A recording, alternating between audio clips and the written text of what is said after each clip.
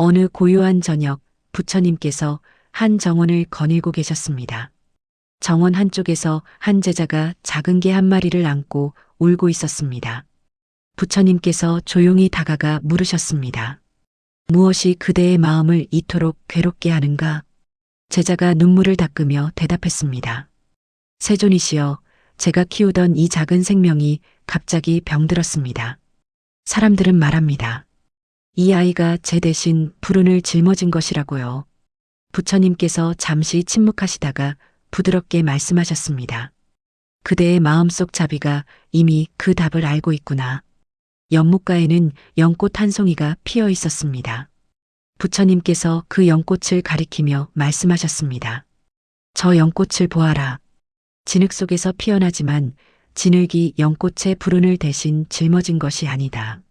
진흙과 연꽃은 함께 존재하며 서로를 통해 의미를 얻는다. 오늘 이 시간 우리는 반려동물과의 인연 속에 숨겨진 부처님의 깊은 가르침을 살펴보려 합니다.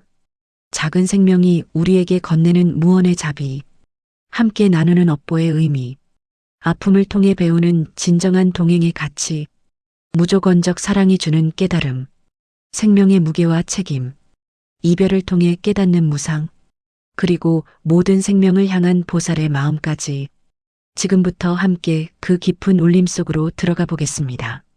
부처님께서 제자에게 물으셨습니다. 그대는 이 작은 생명을 왜 곁에 두었는가? 제자가 대답했습니다. 외로웠기 때문입니다. 이 작은 친구는 제가 슬플 때 곁에 있어 주었습니다. 부처님께서 미소 지으시며 말씀하셨습니다. 그렇다면 이 작은 생명도 그대가 필요했을 것이다. 서로가 서로를 필요로 할 때 그것이 바로 인연이니라. 법구경에는 이런 구절이 있습니다. 모든 존재는 두려움에 떨고 있다. 모든 존재는 죽음을 두려워한다. 자신을 기준으로 삼아 남을 죽이지도 말고 죽게 하지도 말라. 반려동물은 우리에게 자비를 가르쳐주는 스승입니다. 말없이 우리 곁에 있으면서 무조건적 사랑이 무엇인지 보여줍니다. 한번 생각해 보십시오. 집에 돌아왔을 때 꼬리를 흔들며 반겨주는 그 모습을, 당신이 슬플 때 조용히 다가와 곁에 앉아주는 그 온기를, 이것이 바로 자비입니다. 조건 없는 사랑, 기대 없는 헌신. 반려동물이 아플 때 우리도 아픕니다. 그 아픔은 대신 짊어진 것이 아니라 인연으로 맺어진 두 생명이 함께 겪는 과정입니다. 마치 비가 올 때 나무와 풀이 함께 젖듯이 인연으로 맺어진 생명은 기쁨도 슬픔도 아픔도 함께 겪습니다. 이것이 바로 자비의 첫걸음입니다. 다른 생명의 아픔을 내 아픔처럼 느끼는 것. 당신의 반려동물을 바라보십시오.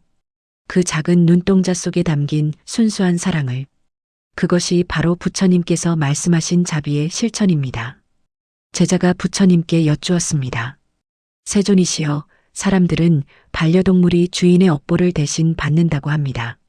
그렇다면 이 작은 생명들은 우리의 죄를 대신 치르는 것입니까?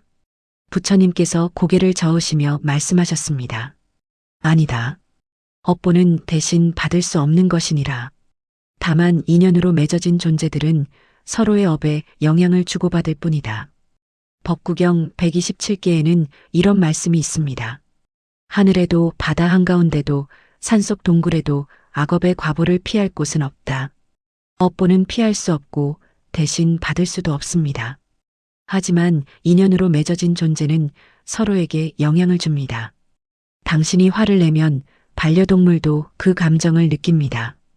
당신이 불안하면 반려동물도 그 변화를 감지합니다. 이것이 바로 인연의 법칙입니다. 서로가 서로에게 영향을 주고받는 것. 마치 같은 배를 탄 사람들이 파도의 흔들림을 함께 겪듯이 금강경에는 이런 가르침이 있습니다. 모든 법은 인연으로 생긴 것이다. 반려동물과의 만남은 우연이 아닙니다. 수많은 인연이 모여서 만들어진 결과입니다. 중요한 것은 그 인연을 어떻게 대하느냐입니다. 서로에게 좋은 영향을 주는 관계로 만들 것인가. 그 선택은 우리에게 달려 있습니다. 반려동물이 아플 때 내 탓이다라고 자책할 필요는 없습니다. 하지만 함께 겪고 있구나라고 인정할 수는 있습니다. 더 나은 환경을 만들어주고 더 많은 사랑을 주는 것. 이것이 바로 업보를 함께 나누는 지혜로운 방법입니다. 부처님께서 말씀하셨습니다. 두 마리의 새가 함께 날아간다. 한 마리가 날개를 다치면 다른 한 마리가 대신 날아주는 것이 아니다. 천천히 함께 날거나 함께 쉬어가는 것이다. 제자가 깨달음을 얻은 듯 고개를 끄덕였습니다. 그렇다면 제 작은 친구가 아픈 것도 제 대신이 아니라 함께 겪는 것이로군요. 부처님께서 미소 지으시며 말씀하셨습니다. 그렇다. 진정한 동행은 대신 짊어지는 것이 아니라 함께 견디는 것이니라. 법구경 204개에는 이렇게 쓰여 있습니다. 건강이 최상의 이득이요. 만족이 최상의 재산이며 신뢰가 최상의 친구요. 열반이 최상의 행복이다. 진정한 친구는 어려움을 대신 겪어주는 사람이 아닙니다. 어려움 속에서도 곁을 지켜주는 사람입니다. 반려동물은 바로 그런 존재입니다. 당신이 슬플 때 대신 울어주지 않지만 당신 곁에 있어줍니다. 당신이 아플 때 대신 아파주지 않지만 당신 곁을 지켜줍니다. 이것이 진정한 동행입니다. 반려동물이 아플 때는 어떻습니까? 당신은 그 아픔을 대신 받아줄 수 없습니다. 하지만 곁에서 돌봐줄 수 있습니다. 손을 잡아줄 수 있습니다. 부드러운 목소리로 말을 걸어줄 수 있습니다. 반야심경에는 이런 구절이 있습니다. 색즉시공 공즉시색. 나와 너의 경계는 사실 허상입니다. 우리는 하나로 연결된 존재입니다. 그래서 상대의 아픔을 느낄 수 있고 상대의 기쁨을 함께할 수 있습니다. 진정한 사랑은 대단한 희생이 아니라 작은 동행입니다.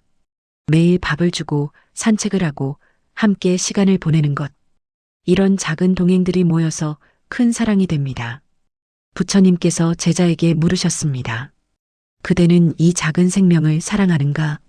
제자가 대답했습니다. 그렇습니다. 세존이시여. 부처님께서 다시 물으셨습니다.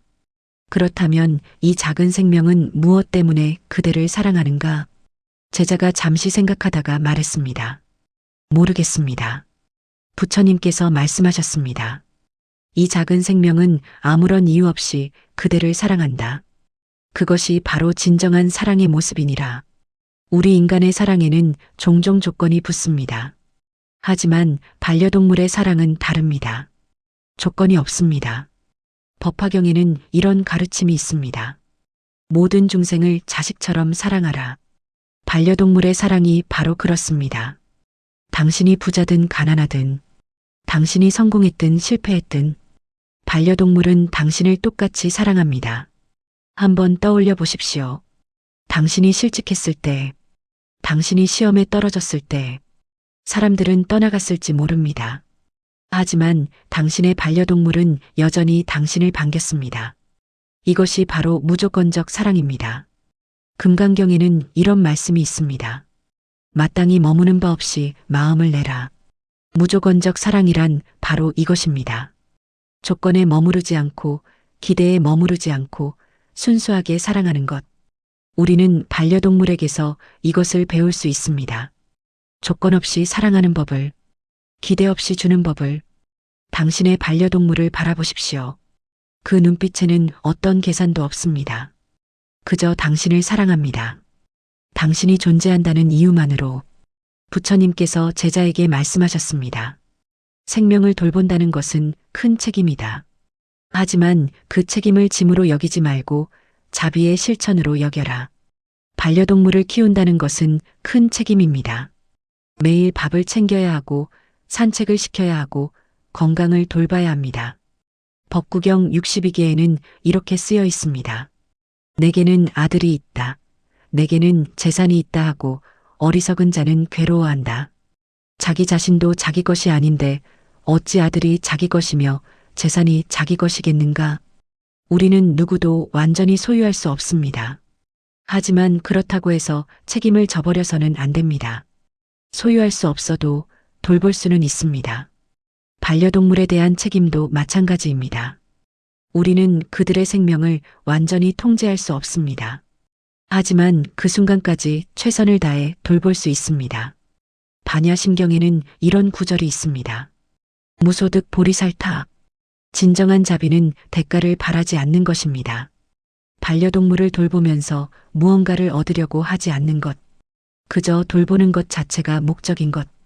책임의 무게를 느낄 때 그것을 부담으로만 여기지 마십시오. 그것은 동시에 성장의 기회입니다. 나 자신만 생각하던 삶에서 다른 생명을 돌보는 삶으로 변화하는 기회입니다. 물론 때로는 버거울 수 있습니다. 그것도 괜찮습니다. 중요한 것은 그 감정을 인정하면서도 계속해서 돌보는 것입니다. 책임과 자비의 균형. 이것이 바로 우리가 반려동물을 통해 배우는 지혜입니다. 부처님께서 제자에게 물으셨습니다. 그대는 이 작은 생명과 언젠가 헤어질 것을 알고 있는가? 제자가 눈물을 글썽이며 대답했습니다. 알고 있습니다. 세존이시여. 하지만 그 순간을 생각하면 견딜 수 없이 슬픕니다. 부처님께서 말씀하셨습니다. 슬픔을 느끼는 것은 자연스럽다.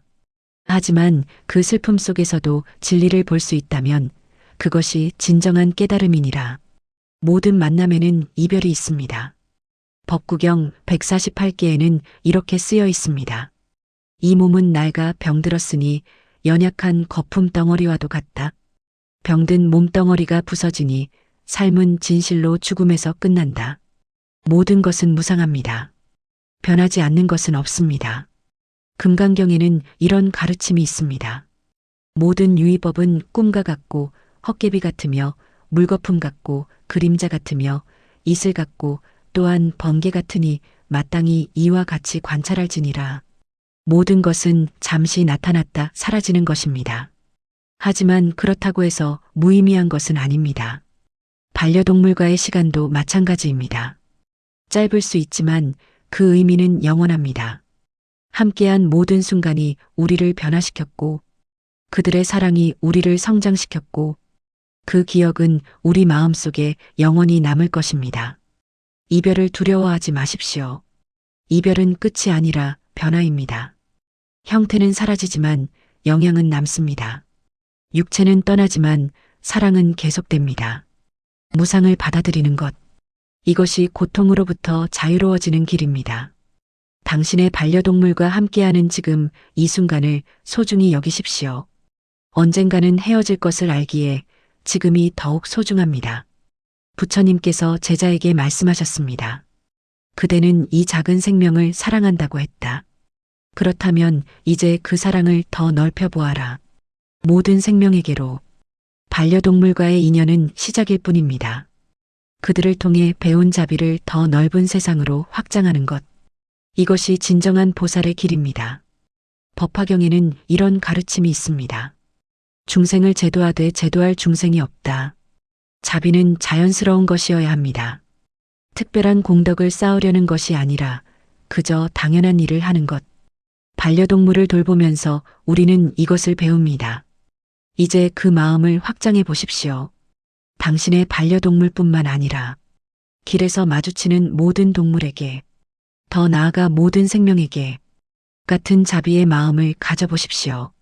금강경에는 이런 말씀이 있습니다. 내가 마땅히 모든 중생을 제도하여 무여열반에 들게 하되 이와 같이 멸도를 마친 뒤에도 실로 한 중생도 멸도를 얻은 것이 없느니라. 모든 중생을 구제하되 그것을 공덕으로 여기지 않는 것. 반려동물을 돌보는 당신의 마음이 바로 그렇습니다. 특별한 보상을 기대하지 않고 그저 사랑하기 때문에 돌보는 것. 이제 그 마음을 더 넓혀 보십시오. 벌레를 밟지 않으려고 조심하는 것. 새들을 위해 모이를 놓아주는 것. 나무를 함부로 꺾지 않는 것.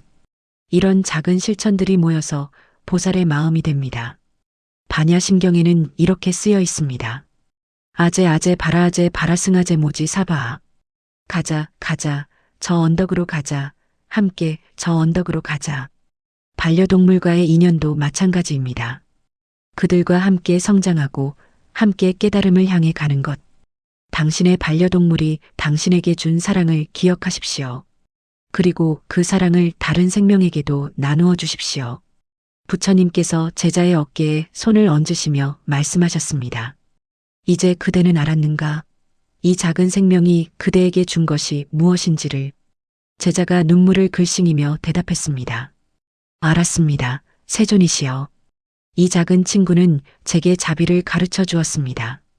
오늘 우리는 함께 7가지 가르침을 살펴보았습니다. 작은 생명이 건네는 무언의 자비, 함께 나누는 업보와 인연의 법칙, 아픔을 함께 견디는 동행의 의미, 무조건적 사랑의 가르침, 생명의 무게와 책임의 균형, 이별을 통해 깨닫는 무상의 진리, 그리고 모든 생명을 향한 보살의 마음. 반려동물은 우리의 불운을 대신 짊어지는 존재가 아닙니다. 그들은 우리와 함께 인연을 나누는 동행자입니다. 그들은 우리에게 자비를 가르치는 스승입니다. 당신의 반려동물을 바라보십시오. 그 작은 생명 속에 담긴 큰 가르침을. 모두 부처님의 가르침이 담겨 있습니다. 이 영상이 도움이 되었다면 좋아요와 구독 부탁드립니다. 부처님의 자비가 여러분과 여러분의 반려동물에게 함께하기를 바랍니다. 모든 생명이 평안하기를. 고요한 밤 되십시오.